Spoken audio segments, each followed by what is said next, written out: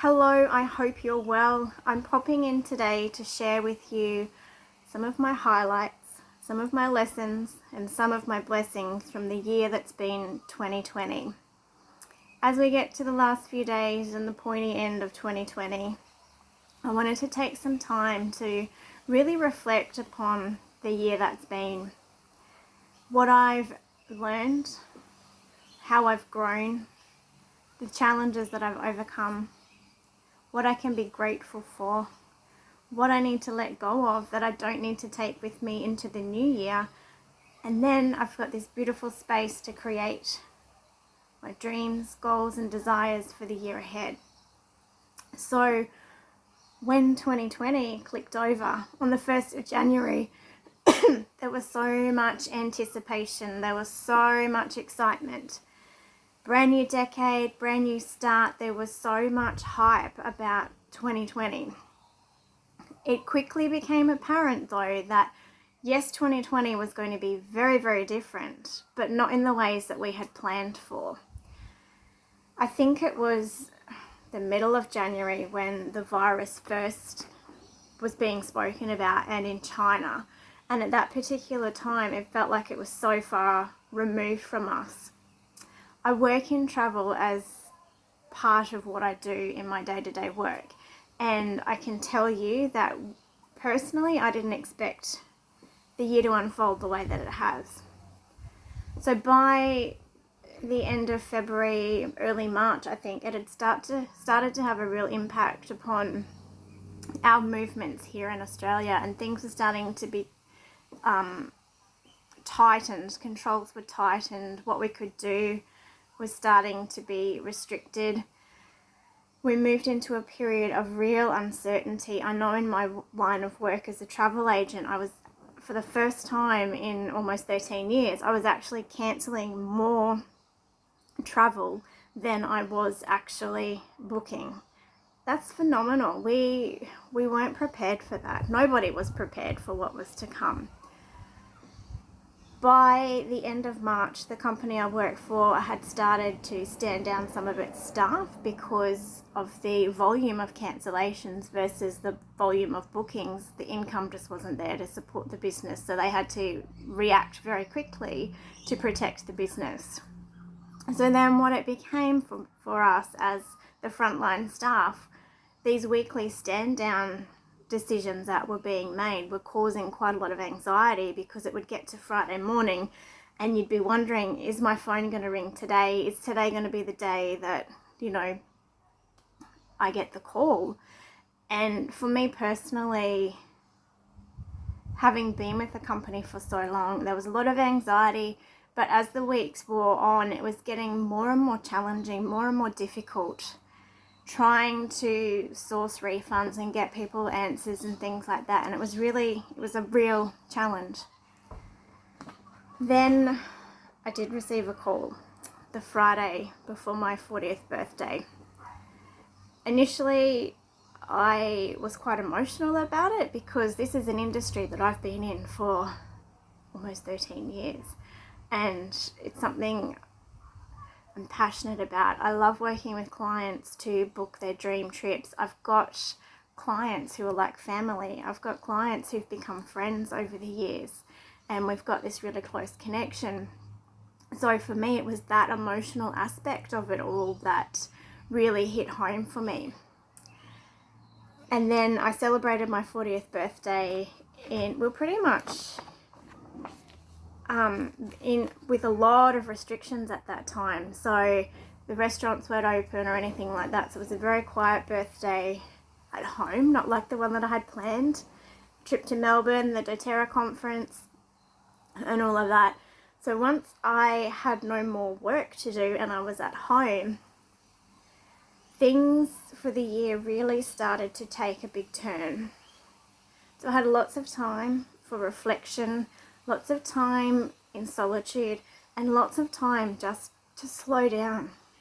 And it was in these moments of slowing down that I realized how busy life had become. I didn't think that I was busy, that I was doing too much, but when you can't actually go out anywhere, and you're forced to stay at home, you start to realize just how full your life actually is. So the first couple of months were amazing. I really relished that time on my own, solitude, quick little ducks down to the beach for a drive, put my feet in the sand, be near the water, have a quiet coffee, and then the schools closed. Then all of a sudden we were homeschooling. It was amazing. Not. But that was a whole other world as well that we tapped into. And I know personally we tried to work with the curriculum for about a week, and then I just went, you know what, it's not worth it. We can learn, my kids can learn so much more by doing other things. So we were building, creating, cooking, like doing things that were incorporating the skills that they were trying to learn, because just the sitting down and the writing and being at home all the time, it was all just way too much. But then eventually school did go back, and then the middle of August I was stood up back at work again for processing refunds. Yay, so exciting. Not. So even months on, that the industry was still majorly affected. Back to work 3 days a week processing refunds. So I'm back in this environment where we're dealing with people who are upset because their plans have been cancelled. They're upset because they've been waiting a long time for money. They're upset because they think we're holding on to the money, but we actually weren't. It just became such a long, drawn-out process for refunds. And the time frames that we'd been originally given by our suppliers had been blown out just due to the sheer volume of things that were being cancelled. So being back in that environment for me was very much a wake-up call. I realised how important my freedom was to me, how important it was for me to be able to spend my days the way that I wanted to. Because while I was on stand down as well, I did pick up a little bit of my work, my side work, that's been my side work for a number of years now, that I've always had my toes just dabbling in the water, never quite ready to fully commit to the whole shebang. I've always had a little safety net called a job. Being back in that environment though, however, I did realise the importance of having other streams of income, being connected with what actually really lights me up and what I'm passionate about. So a few months back at work, changes are still happening, restructures are still going because nothing's changed. The situation is still unfolding and it's not getting any better. Our store was temporarily closed at the beginning of November. We had to reapply for positions all throughout the company. We had to reapply, and I was successful in a position in a store 30 minutes away. So all of a sudden, another plot twist, I'm now commuting to work 2 days a week, and being in a situation where we're caretaking several stores under the one roof on minimal staffing, it's really opened my eyes about how important it is to fulfill that fire within inside you, because when you're not doing that, it's so easy to fall into that feeling of drudgery and negativity and just that cycle, that vicious cycle that can come when you're not living in alignment with your true purpose. So towards the end of the year, I took myself off, and first of all I did a little social media workshop. I saw it pop up and I just went, you know what, I don't know why I'm doing this, but I'm going to go. I need to get out and I need to start doing things for me, and I need to invest in me. This situation isn't going to change if I don't do anything. I could sit back and be a victim to all of this, or I could take life by the steering wheel and go, you know what, I'm going to do things and I'm going to give this a red hot go and do it for myself and invest in myself. So firstly, I did a social media workshop. Then I had been seeing a speaking workshop popping up through my Facebook page quite regularly. And one day the message really caught me. It was about speaking with confidence and being seen and heard and having your voice heard, because by this stage I really felt like I wasn't being seen by anybody and I wasn't being heard. I was just a number in my working life, a big number, one number in a big amount of people, and I could be gone at any particular point. A computer could tell me I was gone, basically. So I felt very unseen, very unheard, and I thought, you know what? I'm going to go along to this and see. And I went along and I met Melanie in person. I've been following her for a few years on Facebook, going, oh yeah, I'll get along to an event of hers one day. Well, one day came, and I'm so grateful that I took the time and invested in myself and went and did that, because it made me realize that my passion in life and my purpose is to help other women to reconnect to themselves, to reconnect to what's important, and for us to be doing what actually lights us up. Because I know I am not a very nice person when I'm not doing the things that I love to do. Life and the world looks completely different when I'm in those two different roles. So I know where I'm going and where I want to be. And in 2021, I'm really looking forward. I'm looking at relaunching my business from what it has been and creating something beautiful and new, and I'm working on some new programs at the moment. I've actually hired Melanie as my coach, which was really daunting, to back myself and invest in me and my business and growing that as my main source of income. So it's been one heck of a ride this year. There have been so many ups and downs and bumps and things like that. And not only in my working life, but my personal relationships, my social life. So much has moved so very quickly. And I found as well, like, solitude for me has become my number one priority.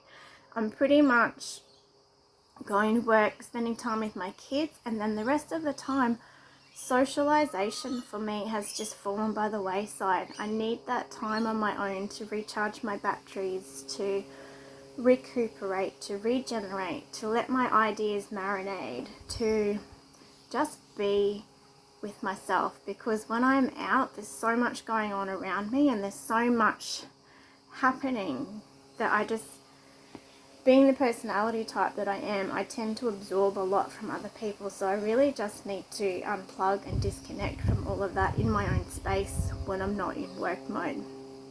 And I guess this year has really highlighted that for me. Being in the isolation factor, for me personally, it didn't affect me the way that I know it has for some people.